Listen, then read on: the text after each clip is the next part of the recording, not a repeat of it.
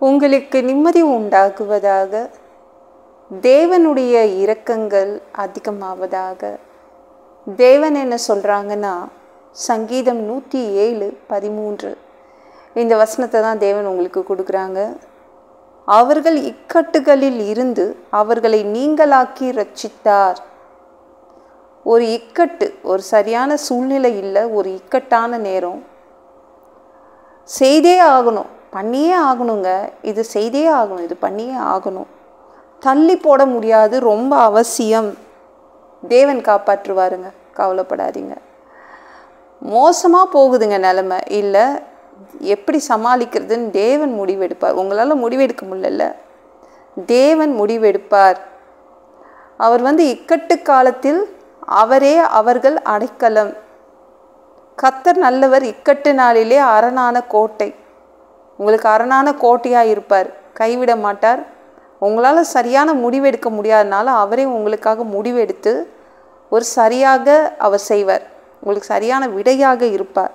இதெல்லாம் கண்டிப்பாக செய்ய முடியாதுங்க, கஷ்டம். ஆனால் நான் இதை பண்ணி ஆகணும், இது ஒரு காலத்தின் கட்டாயமாக இருக்குது, பண்ணி தான் ஆகணும்.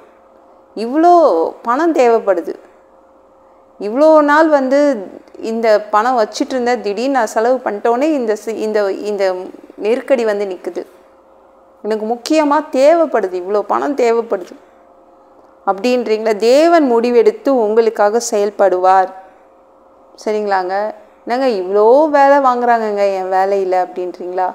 அதற்கும் உங்களை கொடுமைப்படுத்துகின்ற உங்களுடைய வேலை ஸ்தலத்தில் கூட தேவன் அவரே ஒரு முடிவு எடுப்பார். உங்களால் முடிவு எடுக்காத சூழ்நிலை, என்னால் முடிவெடுக்க முடியலன்றீங்களா, அந்த இடத்துல தேவன் முடிவெடுத்து செயல்படுவார். அவர் உங்களுக்கு விடையாக இருப்பார். சரிங்களாங்க? அதனால் கவலைப்படாதீங்க, சரி பண்ணுவாருங்க. இது காலத்தின் கட்டாயம் தான், இது உங்களை அமுக்குது தான், ஆனால் தேவன் சரி பண்ணுவார்.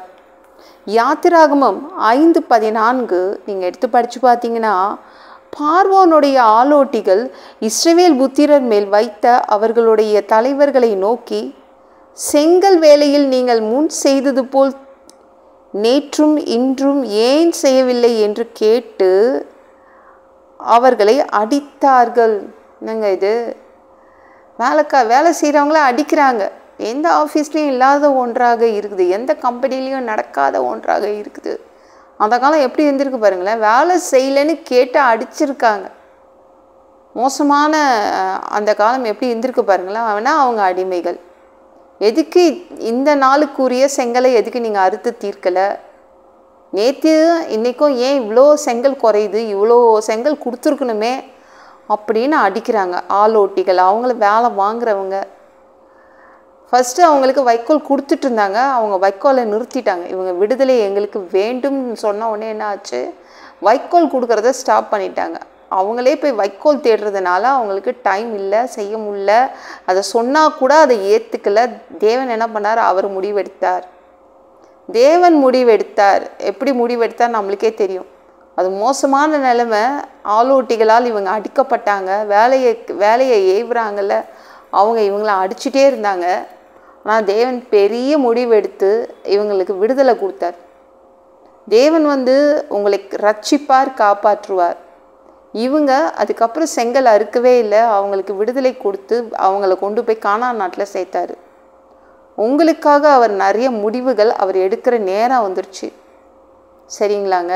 ஏன்னா உங்களால் செய்ய முடியல, கஷ்டம், புரட்ட முடியாது, இவ்வளோ பணம் புரட்ட முடியாது, கஷ்டம். அதனால் தேவன் உங்களுக்காக முடிவெடுத்து செய்வார். அவர் அரணான கோட்டையாக இருப்பார், உங்களை கைவிட மாட்டார்.